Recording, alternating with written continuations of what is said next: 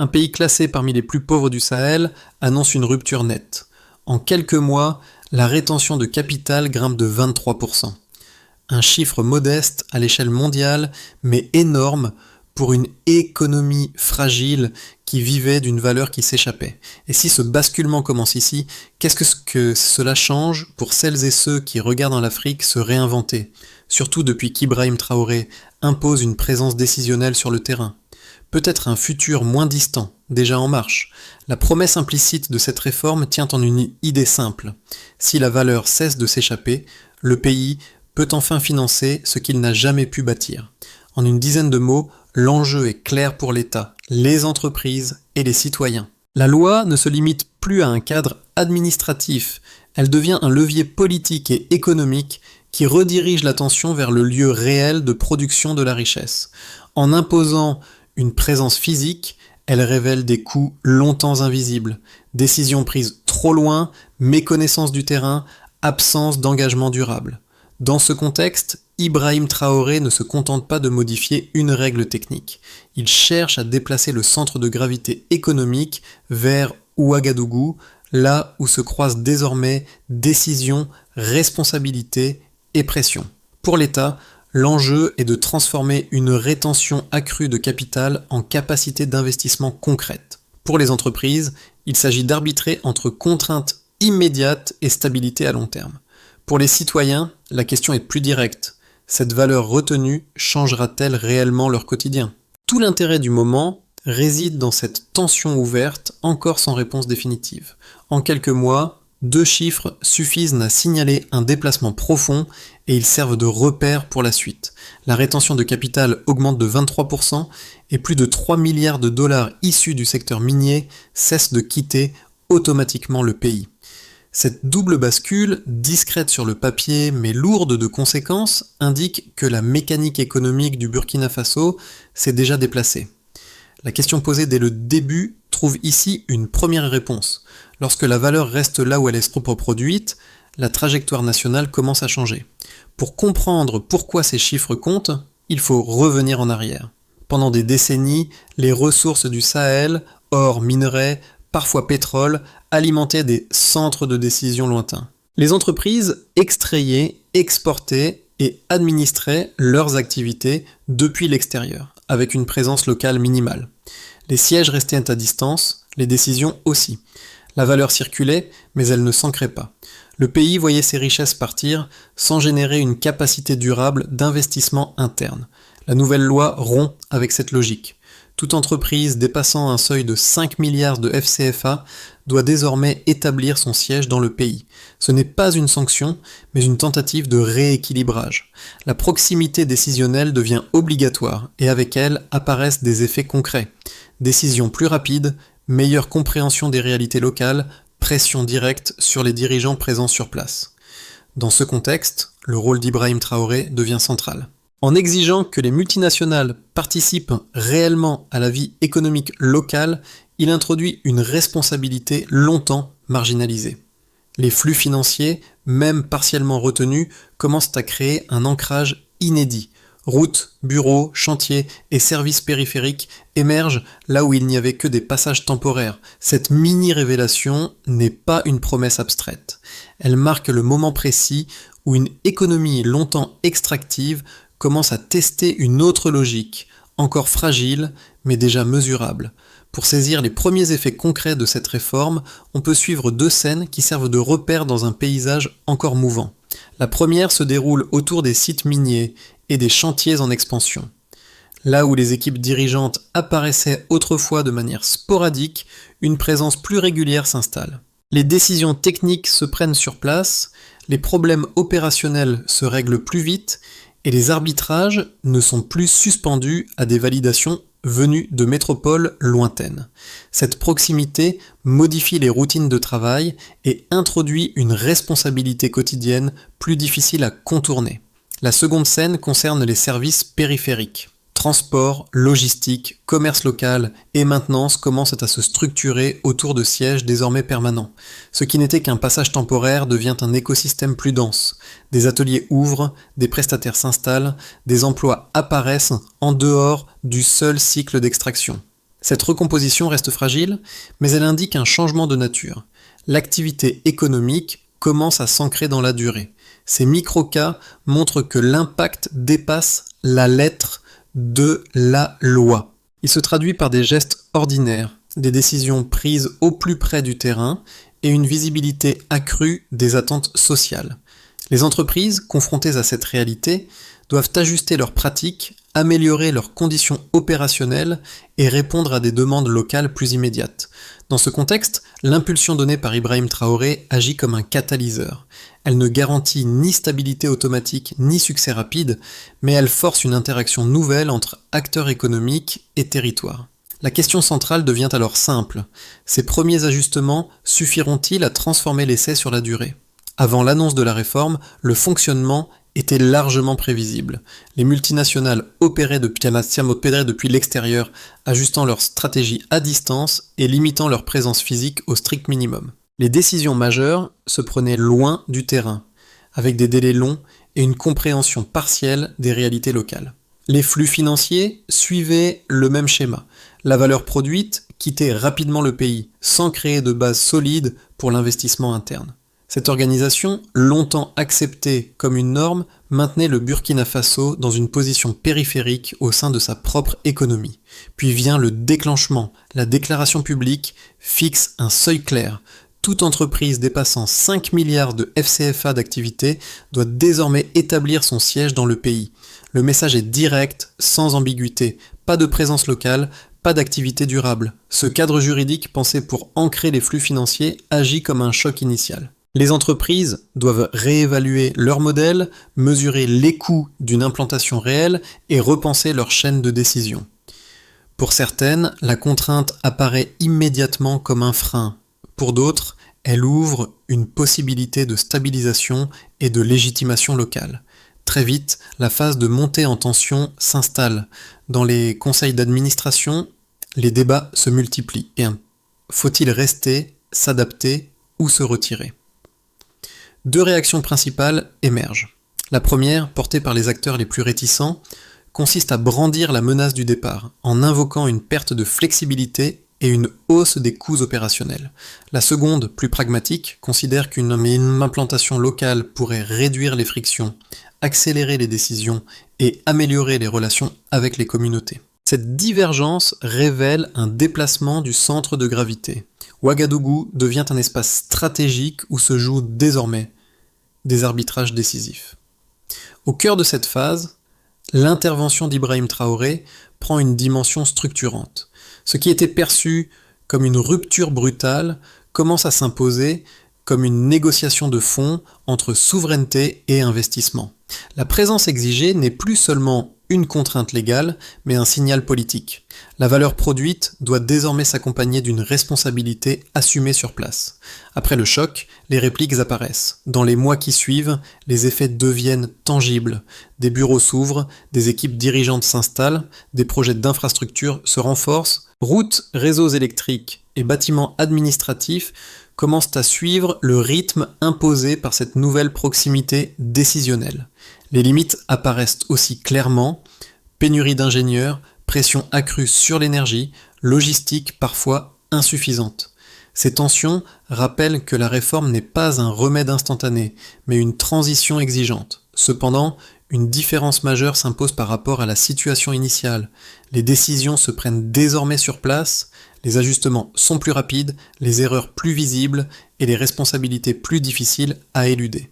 Ce passage de l'avant à l'après marque moins une rupture brutale qu'un changement de rythme dont les effets commencent déjà à redessiner le paysage économique. La ligne de base est simple. Pendant des années, une part décisive de la valeur produite au Burkina Faso quittait presque immédiatement le territoire. La variation actuelle, une hausse de 23% de la rétention de capital, marque donc une rupture mesurable dans le flux économique. Ce passage d'un système d'évasion quasi automatique à une circulation plus interne des ressources modifie la capacité d'action de l'État. Il ne s'agit pas d'un bond spectaculaire, mais d'un déplacement structurel qui change l'ordre des priorités budgétaires. Un premier indicateur, cette augmentation de 23%, agit comme un signal de rebond. Pris isolément, le chiffre peut sembler modeste. Replacé dans une économie fragile, il représente un espace de respiration financière.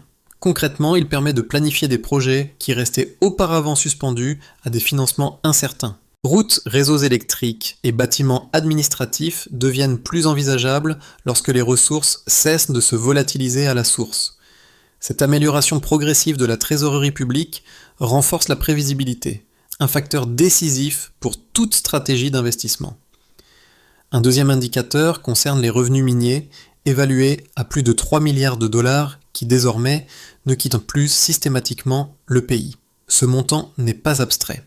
Il correspond à la principale source de revenus du Burkina Faso et influence directement les arbitrages entre dépenses de fonctionnement et investissements structurants. Lorsque cette manne est pilotée localement, elle redonne à l'État un pouvoir de négociation plus solide, tant vis-à-vis des entreprises que des partenaires régionaux. La valeur n'est plus seulement comptabilisée, elle devient orientable. Un troisième indicateur touche à la gouvernance. Jusqu'à 80% de participation étatique dans les projets miniers. Cette proportion ne garantit pas un retour immédiat, mais elle transforme la position institutionnelle de l'État. D'observateur périphérique, il devient acteur impliqué dans la conception, le suivi et l'évaluation des opérations. Cette présence modifie les discussions sur les normes, les délais et les retombées territoriales. Elle renforce aussi la visibilité des responsabilités, un élément clé pour limiter les zones grises dans la gestion des ressources. Derrière ces trois chiffres se dessine une chaîne causale cohérente. La rétention accrue de capital élargit la marge budgétaire. La maîtrise des revenus miniers stabilise la trajectoire financière. La participation étatique rééquilibre le dialogue avec les entreprises. Ensemble, ces éléments créent une base plus solide, mais aussi plus exigeante. Ils supposent une administration capable d'absorber ces ressources, de les transformer en projets concrets et d'en assurer le suivi. C'est ici que l'impulsion politique portée par Ibrahim Traoré prend tout son sens. Les chiffres montrent un potentiel, mais ils exposent aussi une responsabilité nouvelle. Le défi n'est plus de capter la valeur, mais de prouver que cette valeur peut être utilisée efficacement, équitablement et durablement. Deux lectures solides et cohérentes s'opposent face à cette réforme, chacune appuyée par une logique économique identifiable. La première, défendue par ses partisans, considère l'obligation de présence locale comme un rééquilibrage nécessaire. Selon eux, exiger des sièges sur place permet de récupérer une part plus juste de la valeur produite, d'améliorer la transparence et de réintroduire une responsabilité longtemps diluée par la gestion à distance. Il souligne que les premiers résultats mesurables, hausse de 23% de la rétention du capital, maîtrise plus directe de revenus miniers dépassant 3 milliards de dollars, participation étatique pouvant atteindre 45%, indiquent qu'un ajustement structurel est possible sans rompre avec l'investissement international. La seconde lecture, plus sceptique, met en avant des risques réels. Pour ses défenseurs, cette loi peut décourager certains acteurs, accélérer des arbitrages défavorables et accentuer la vulnérabilité d'un pays dont les infrastructures restent limitées. Il rappelle que l'obligation d'implantation augmente les coûts opérationnels, réduit la flexibilité stratégique et expose les entreprises à des contraintes logistiques et administratives parfois lourdes. L'inquiétude porte aussi sur la capacité du pays à absorber un afflux de décisions locales. Pénurie d'ingénieurs qualifiés, pression accrue sur l'énergie, réseau de transport encore inadapté au rythme imposé par des sièges permanents. Ces deux positions ne sont ni caricaturales ni incompatibles. Les données disponibles suggèrent une trajectoire intermédiaire. Certaines entreprises hésitent et réévaluent leur scénario, tandis que d'autres renforcent effectivement leur présence, investissent dans des bureaux, consolident leur chaîne logistique et développent des services périphériques. L'économie locale, bien que fragile, montre des signaux d'adaptation mesurables. Chantiers plus nombreux, emplois indirects, mieux ancrés, décisions plus rapides. Dans ce champ de tension, le rôle d'Ibrahim Traoré consiste moins à trancher qu'à maintenir l'expérimentation. La réforme ne promet ni miracle immédiat, ni crise inévitable. Elle crée un espace où stabilité, responsabilité et ajustement structurel avancent simultanément. Le débat devient alors un outil. Il mesure la capacité du pays à transformer une contrainte en levier durable. À ce stade, la réforme cesse d'apparaître comme une simple contrainte juridique et commence à transformer les réflexes quotidiens des acteurs économiques. Au départ, la plupart des entreprises percevaient l'obligation de s'implanter localement comme un coût supplémentaire, susceptible d'alourdir leurs charges et de réduire leur agilité. Progressivement, une autre lecture émerge, plus pragmatique. La proximité décisionnelle réduit les délais, fluidifie la communication avec les autorités et améliore la gestion des imprévus opérationnels. Ce basculement silencieux s'observe dans la manière dont les décisions sont désormais prises. Les arbitrages ne transitent plus systématiquement par des sièges lointains. Ils se font sur place, au contact direct des contraintes locales. Cette présence transforme la relation avec les communautés, rend les attentes sociales plus visibles et accroît la pression pour des réponses rapides. La responsabilité devient quotidienne, difficile à différer. C'est dans ce contexte que l'impulsion portée par Ibrahim Traoré prend une dimension culturelle. La présence physique n'est plus seulement un symbole politique, elle devient un outil d'efficacité économique. Les citoyens, eux, constatent que la valeur produite circule davantage dans les écoles, les chantiers et les services locaux. Ce moment charnière ne garantit pas le succès final, mais il marque une inflexion claire. L'économie commence à fonctionner selon une logique de proximité et non plus de distance. Les effets de la réforme ne se manifestent pas de manière uniforme. Ils se déploient différemment selon les acteurs impliqués, mais tous sont désormais confrontés à un même déplacement du centre décisionnel vers le territoire. Ce glissement, amorcé sous l'impulsion d'Ibrahim Traoré, produit des conséquences tangibles qui dépassent le cadre strictement juridique. Du côté de l'État, l'augmentation de la rétention de capital et la maîtrise plus directe des revenus miniers ouvrent une marge de manœuvre inédite. Les autorités peuvent engager des projets longtemps différés, routes, réseaux électriques, bâtiments administratifs et infrastructures de base. Cette capacité nouvelle reste cependant conditionnelle. Elle exige une administration capable de planifier, de coordonner et de suivre l'exécution des projets.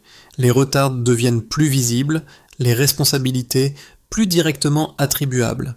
L'État gagne en pouvoir d'action, mais aussi en exposition. Pour les entreprises, la présence obligatoire sur le terrain modifie profondément les habitudes. Les multinationales doivent revoir leur organisation interne, renforcer leurs équipes locales et adapter leur chaîne logistique. Cette transformation entraîne des coûts supplémentaires, mais elle génère aussi des bénéfices opérationnels. Les décisions sont plus rapides, les relations avec les autorités se fluidifient et l'acceptation communautaire s'améliore lorsque les dirigeants sont physiquement présents. Certaines entreprises découvrent que la proximité réduit les frictions qu'elles subissaient auparavant à distance. D'autres, en revanche, peinent à s'adapter et réévaluent leur engagement. Les citoyens perçoivent les effets les plus visibles dans leur quotidien. L'ouverture de bureaux, la multiplication des chantiers et la structuration des services périphériques créent des emplois plus diversifiés. La demande en compétences techniques augmente, favorisant la formation professionnelle et l'insertion des jeunes. Cette dynamique reste inégale selon les régions, mais un changement majeur s'impose. La valeur produite localement ne s'échappe plus intégralement.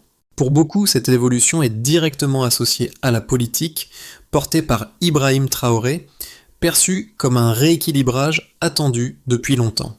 Enfin, les voisins et les observateurs régionaux suivent l'expérience avec attention. Si ce modèle de présence décisionnelle s'installe durablement, il pourrait inspirer d'autres pays riches en ressources. Le Burkina Faso devient un laboratoire observé, capable de redéfinir les rapports entre États et multinationales en Afrique de l'Ouest. A l'inverse, un échec renforcerait les arguments en faveur du statu quo. Ainsi, les conséquences de la réforme dépassent le cadre national. Elles redessinent les attentes, déplacent les comportements et posent une question centrale. Ce nouveau centre de gravité économique peut-il se stabiliser sans perdre l'élan initial ? À partir de la dynamique actuelle, 3 trajectoires plausibles se dessinent pour les 6 à 12 prochains mois. Elles ne constituent pas des prédictions, mais des cadres de lecture permettant d'évaluer comment la réforme peut se consolider, se stabiliser ou se fragiliser selon les choix opérés par les acteurs. Dans un scénario central, la transformation se poursuit à un rythme maîtrisé. L'État parvient à maintenir l'effort sur les Infrastructure s'esquietielle, sans accélération spectaculaire, mais sans rupture majeure. Les entreprises s'adaptent progressivement à la présence locale, intégrant les coûts supplémentaires dans leurs modèles opérationnels. Les investissements se poursuivent, les services périphériques continuent de se structurer.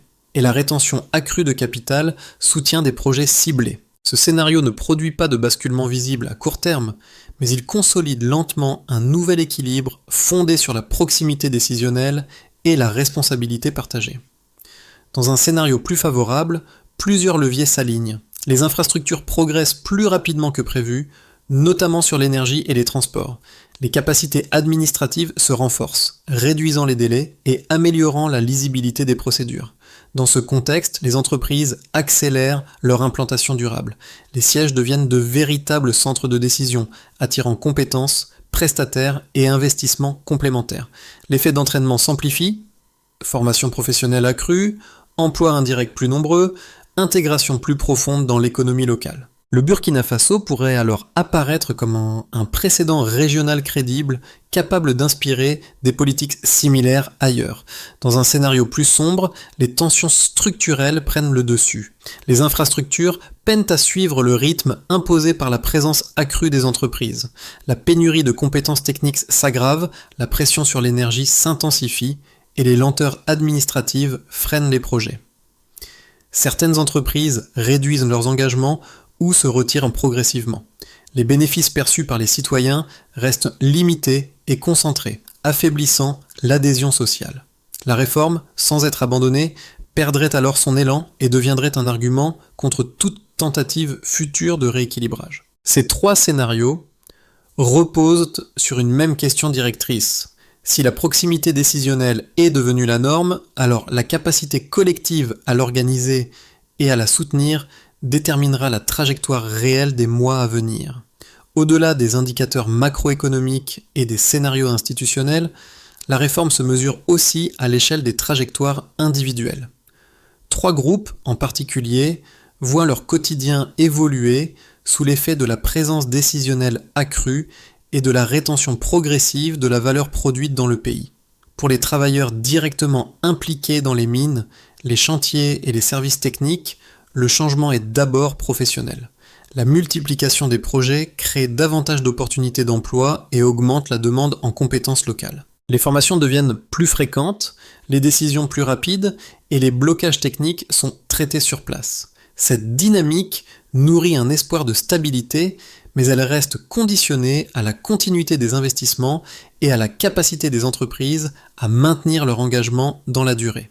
Les familles et les communautés locales perçoivent un impact plus diffus mais tout aussi structurant.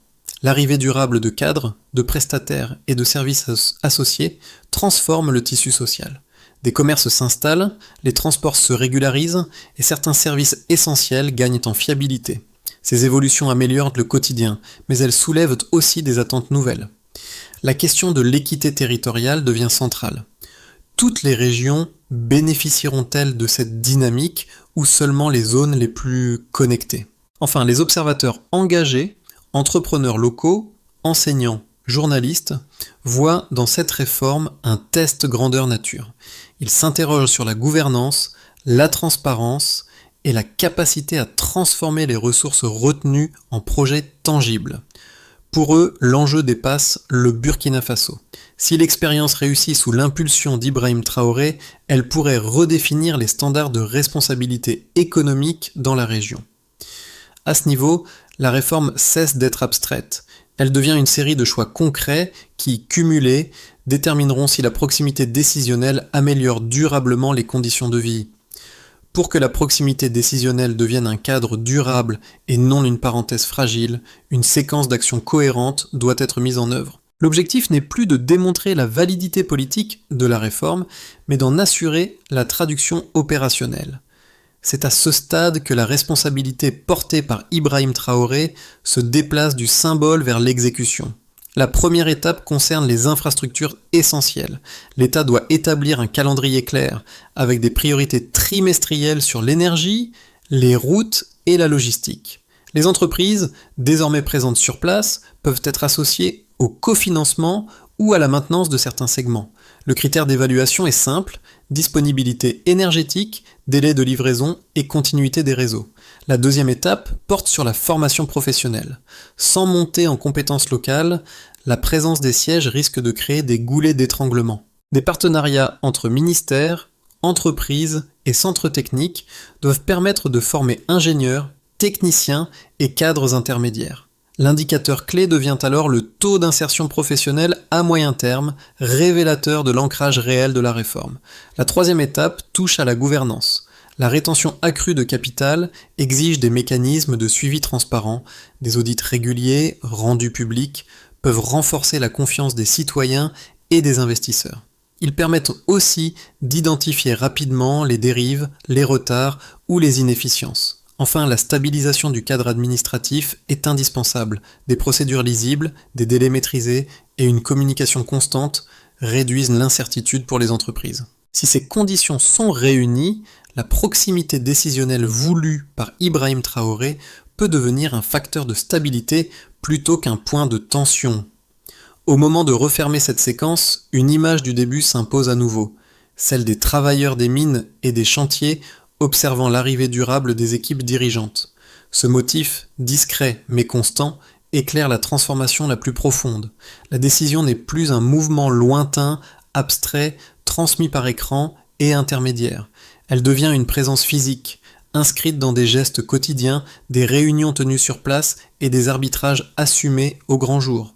Dans ce récit, Ibrahim Traoré n'apparaît pas comme une figure isolée, mais comme un point d'appui dans un basculement collectif.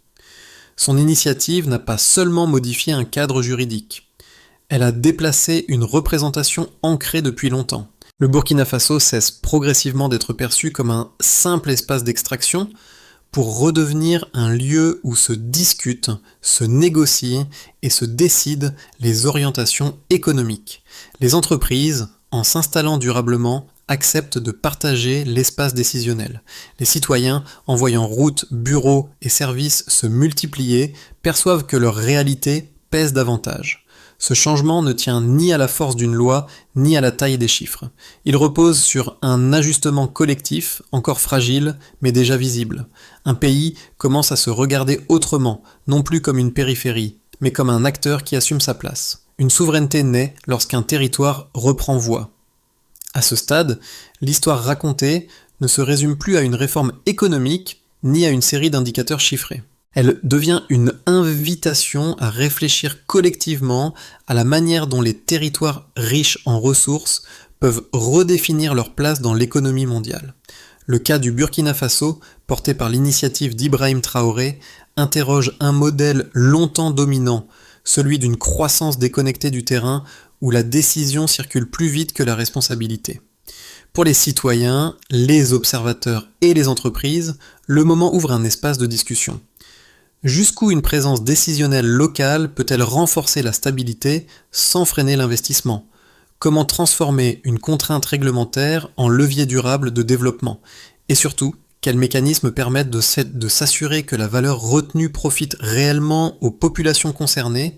Ces questions dépassent le cadre national. Elles résonnent dans de nombreux pays, confrontés au même dilemme entre ouverture économique et souveraineté. En ce sens, l'expérience burkinabé fonctionne comme un miroir. Elle oblige à repenser les compromis acceptés jusqu'ici et à imaginer des formes de responsabilité plus proches du terrain. La réponse ne sera ni unique ni immédiate, mais le débat désormais est ouvert.